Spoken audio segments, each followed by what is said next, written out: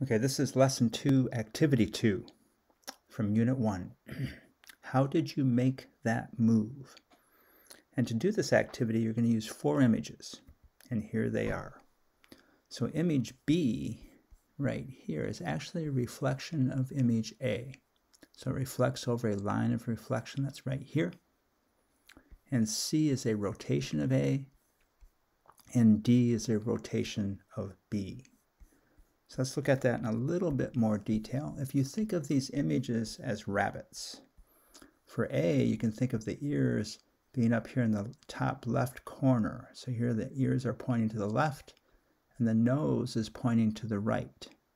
But now if you reflect A to B, so now notice that the nose, it reflects from right here over to here, and so now that nose is pointing to the left, and the ears are pointing to the right.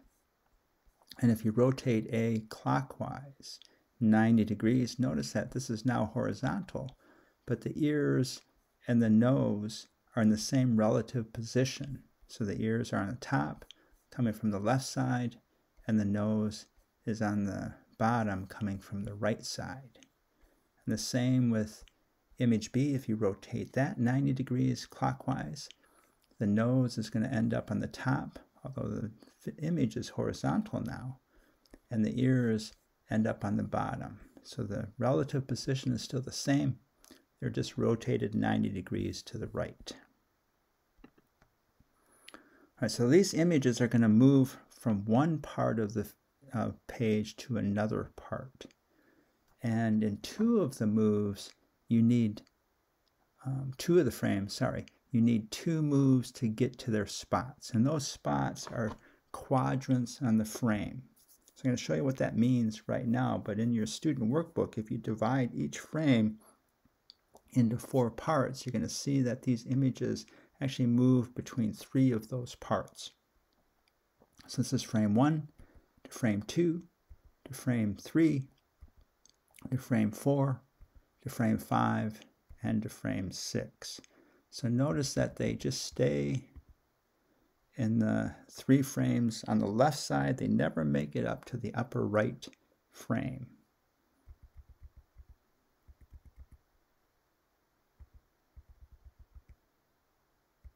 Okay, so now we're going to add some language to this.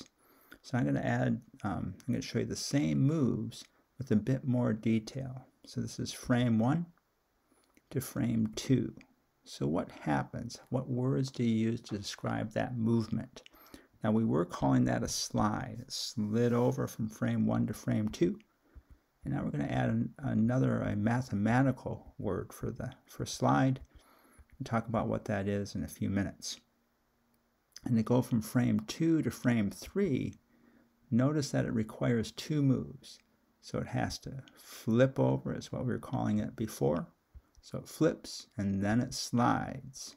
So what's the mathematical language behind that? That flip mathematically is called a reflection.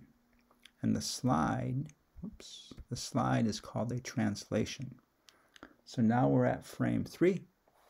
Frame 4 is a rotation. So it's going to rotate. That was before, we called that a turn. So mathematically, that's called a rotation.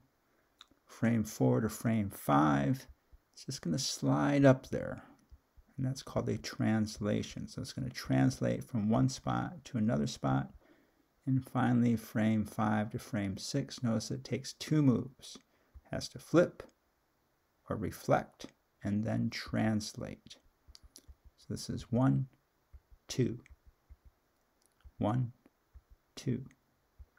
So let's look at frame 2 to frame 3 in a little bit more detail. So that's a reflection and a translation to move from one spot or one quadrant to another quadrant. So here they are once again. This is frame 2. Move number 1 to number 2. So reflection, reflect, translate, reflect, translate. Now, as I was thinking of these, I thought of a BMX biker or a gymnast doing flips. And they're actually, when they do those flips, they're actually moving They're actually translating as they move across. A gymnast can stand in one spot and jump up and flip over, but it's very hard. A biker cannot do that. A biker can't just be in one spot and then suddenly go up in the air and flip over. They need to be moving. They actually use ramps to get momentum to do their flips. So usually both of these athletes, a BMX biker and a gymnast, are moving, and at the same time they're flipping. So it's a translation and a reflection. So if I show you that, hopefully I can show you that with this rabbit here as it reflects over that pink line. It's also moving at the same time from one side to the other. So it's reflecting at the same time that it is translating. If I just show you the two frames and go quickly from one frame to the other, you can kind of see it.